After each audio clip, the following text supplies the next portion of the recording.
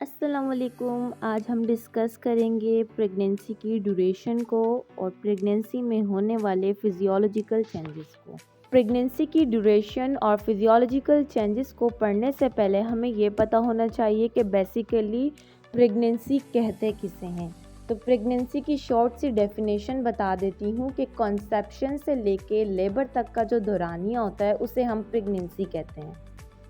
اب ہم بات کر لیتے ہیں ڈیوریشن آف پریگنینسی کی۔ تو 280 ڈیز ہوتے ہیں پریگنینسی کے۔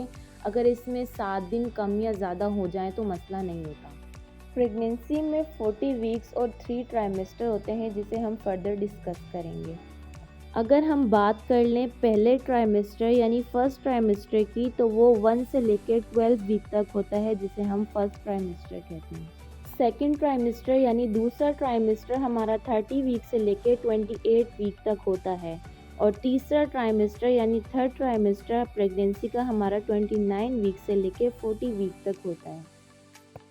اب ہم بات کریں گے پریگنینسی میں کون سے فزیولوجیکل چینجز ہوتے ہیں۔ سب سے پہلے ہم جان لیتے ہیں کہ پہلے 12 ہفتوں میں کیا تبدیلیاں آتی ہیں۔ سب سے پہلی ہمارے پاس تبدیلی آ گئی ایمینوریا۔ ایمینوریا کہتے ہیں اسٹاپ آف مینسس کو، یعنی ماہواری کا رک جانا یا نہ آنا۔ لیکن ماہواری کا رک جانے کا مقصد یہ نہیں ہوتا کہ اس کو پریگنینسی ہے، وہ فردر کسی ڈیزیز کی وجہ سے بھی ہو سکتا ہے۔ پریگنینسی میں ہارمونل چینجز کی وجہ سے مارننگ سکنس ہوتی ہے، یعنی نوزیا اور وامٹ آتی ہے۔ اگر یہ نارمل ہے تو ٹھیک ہے، اگر یہ زیادہ ہے تو یہ ایک کمپلیکیشن ہے، اسے ہم کہتے ہیں ہائپرمیسس گریویڈم۔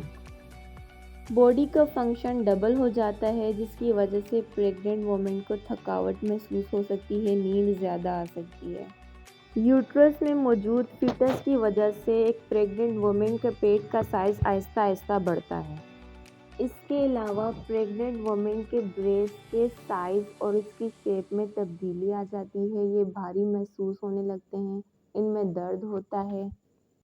بلڈ سرکولیشن زیادہ ہونے کی وجہ سے یہ خون کی نالیاں باقاعدہ چھاتیوں پر نظر آنے لگتی ہیں۔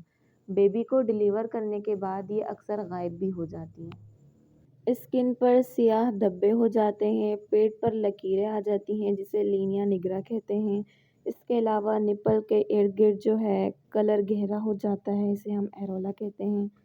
ایسا اس لیے ہوتا ہے کہ ہماری باڈی میں موجود MSH ہارمون پگمنٹیشن کو کنٹرول کرنے والا ہارمون زیادہ ہو جاتا ہے۔ ماں کو بچے کی ہلکی پھلکی سی حرکت محسوس ہوتی ہے۔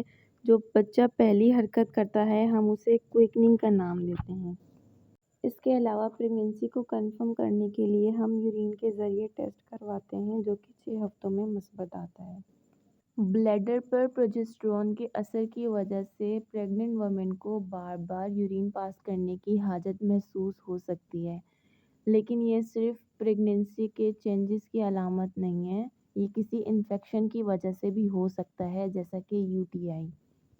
اب ہم بات کرتے ہیں ویجائنل ڈسچارج پر۔ یہ بھی ہارمونز کی تبدیلی کی وجہ سے ہوتا ہے۔ ہارمونل چینجز کی وجہ سے ویجائنا میں رطوبتیں بھی بڑھ جاتی ہیں اور pH بھی، لیکن اگر pH زیادہ بڑھ جائے تو انفیکشن کے امکانات بھی زیادہ بڑھ جاتے ہیں۔ نارمل لیکوریا کا نہ تو خاص کوئی کلر ہوتا ہے اور نہ کوئی خاص اس کی اسمیل ہوتی ہے، لیکن اگر وومن کو ڈسچارج کے ساتھ ساتھ ایچنگ ہو رہی ہے، ریڈنس ہو رہی ہے یا کسی جلن کا احساس ہو رہا ہے تو وہ تھرش کی علامت ہے۔